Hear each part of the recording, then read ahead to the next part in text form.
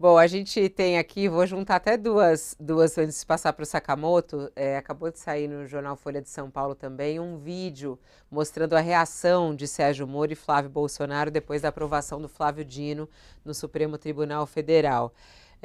Na hora que anunciaram aqui, o filho mais velho do presidente ficou praticamente impassível olhando para um dos painéis do plenário. Já Moro cochichou brevemente com o colega ao lado e riu discretamente. Vamos ver aqui um trechinho desse vídeo na hora. Aqui o Flávio Bolsonaro. Ele olha.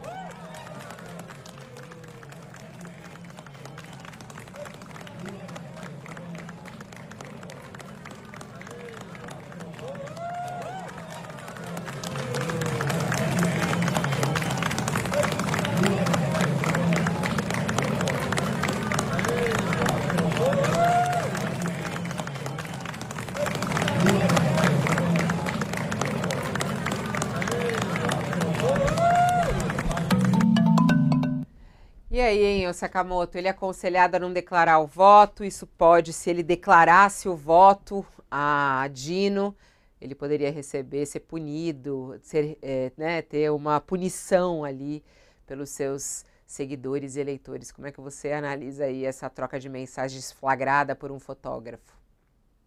Não, e tem mais troca ainda, Fabiola. Tipo, tem outros veículos já estão dando, né? Que enquanto o Moro aguardava a votação no plenário, ele também trocou mensagens com o suplente dele, Luiz Felipe Cunha, né? E o Luiz Felipe Cunha postou: Deltan desesperado, claro, em referência ao ex-deputado, né? Que teve o mandato cassado e impugnado, e ex-procurador Deltan Dallagnol, né? Ele é chefe da Força Tarefa da Lava Jato. Me deu tão desesperado, me ligou, mandou mensagem, etc, né? E aí o Moro responde dizendo que ele mandou mensagem aqui também e pede conselhos para Luiz Felipe, falo algo, o que que você acha? E, né, pela sequência dos fatos, o que está acontecendo, provavelmente Deltan estava desesperado com toda aquela situação em que o Moro estava ia repassar, ia votar, estava claro que ia votar no Dino, né? E aí, se confirmar que votou no Dino, né? O Dino poderia ter sido, inclusive, se fosse teria um voto a menos, a oposição teria um voto a mais. É claro que isso não ia fazer diferença, mas naquele momento a oposição estava ainda com uma esperançazinha, por menor que fosse, né? O que acontece é o seguinte: o ex-juiz, ex-ministro e senador Sérgio Moro, ele, como a gente já comentou aqui, ele mandou muito bem, acho que na arguição dele, e fez de forma civilizada, né? Pode-se discutir quais os interesses que ele tem por trás, uma vez que, inclusive, o mandato dele vai ser cassado, ele vai subir no TSE, né? Há interesse e articulações em Brasília, tudo isso mais. A questão e isso para falar da questão só eleitoral, né? Há uma chance de questões criminais também subirem, né, dentro do questionamento da Lava Jato e vão bater no Supremo. Então, é claro que para ele é muito bom ter uma boa relação com um ministro como o Flávio Dino.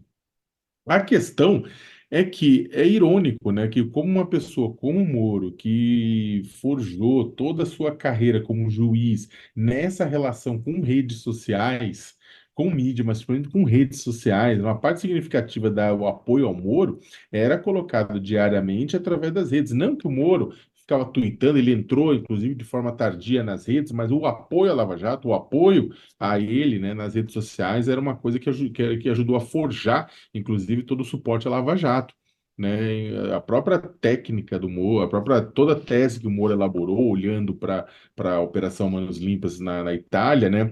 Prescindia dessa centralidade de comunicação. Então, é interessante que como uma rede que o uso das redes sociais já foi muito útil para o Moro dentro do processo da Lava Jato, né?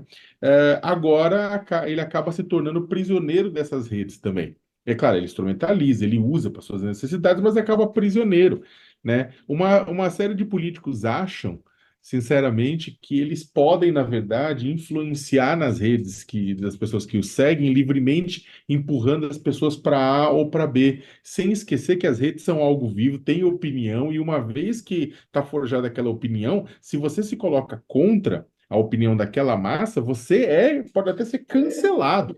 O Moro estava com o quê? O Moro demonstrou medo de ser cancelado nas redes sociais, o que mostra a mensagem. Ele teve medo de ser cancelado nas redes sociais. Então ele falou, não, então não vou dizer nada, né?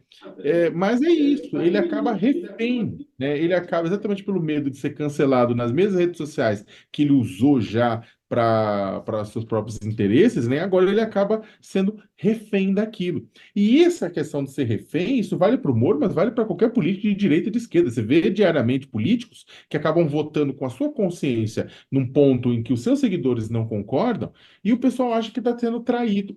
Não tenta entender o ponto de vista do político, das relações políticas, do voto de partido de bancada, não. É uma coisa meio totalitária. Ou você vota de acordo com o que esses seguidores querem, ou você vai perdê-los, e se perdê-los, você perde influência, inclusive no momento da reeleição. É triste, Fabiola, mas infelizmente é essa realidade que a gente está inserido até o pescoço. Isso não isso vale, olha, eu vou até ir mais, vale para um monte de gente. Quando eu vou, por exemplo, eu tenho seguidores nas redes sociais, tipo, eles sabem, eu posto a análise que eu penso, eu não posto análise que vai agradar ninguém. Tô nem aí, se vai agradar, não vai agradar. Não tá feliz, tipo, tem um monte de gente para vocês seguirem, né? Só que é interessante como as pessoas, na verdade, elas ficam irritadas e se sentem traídas. Pô, mas eu não concordo com você, você me traiu a minha opinião. Não, meu amigo, esta é minha opinião. Você está me seguindo porque você quer, junto com a minha opinião e junto com outras, formar a sua opinião. Eu não quero que a minha opinião seja a sua. Eu não sou seu porta-voz. Eu sou um jornalista fazendo análise.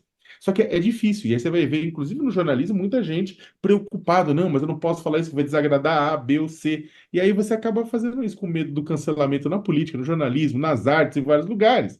Você acaba se tornando refém, do pensamento único.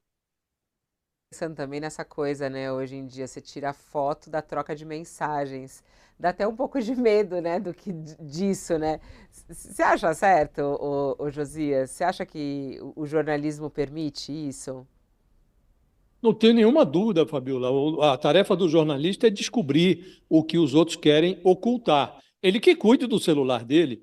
Eu premiaria o fotógrafo que me entregasse uma foto como essa. Aliás, quando eu editava, quando eu estava participando, chefiava a redação da Folha, isso aconteceu inúmeras vezes. Eu dava os parabéns, ligava para parabenizar. A tarefa do repórter é descobrir o que os outros querem esconder, e não o contrário. Ele que se vire para esconder as suas mensagens nas redes sociais. É polêmico Ah, eu esse assunto. Você concordo com, eu concorda? concordo com o José.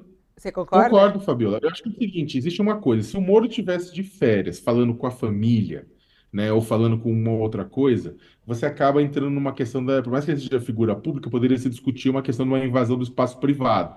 Por exemplo, ele está falando para a filha, olha, compra uma cerveja, né, com o filho, tipo, com um parente, com um primo, com um amigo, que seja. Compra uma cerveja, faz isso, faz aquilo. Eu acho que você realmente não faz sentido, sabe? Aí eu acho que é uma invasão do espaço privado.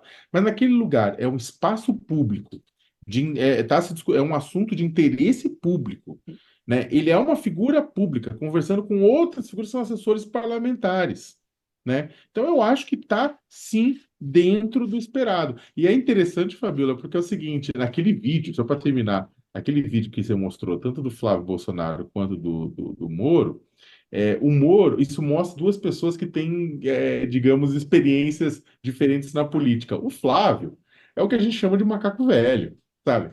Ele não vai demonstrar sentimento naquele horário. Se ele tivesse ganhado, é claro, ia comemorar, etc. Inclusive porque isso reforçaria junto aos dele. Ele não vai passar recibo, ele olha, beleza, saiu o jogo, ele sabe que está sendo observado, esse é o ponto. Flávio Bolsonaro sabe que está sendo observado o tempo inteiro, né, pelas câmeras. O Moro deveria saber também, porque ele é uma das figuras mais conhecidas deste país. E ele não, ele vai, cochicha, usa o celular sem. Você vai ver, por exemplo, políticos. O Bolsonaro fazia muito isso. Você vê o Bolsonaro, ou o Lira, essas coisas. Vai falar no telefone, fala como? Fala assim, ó.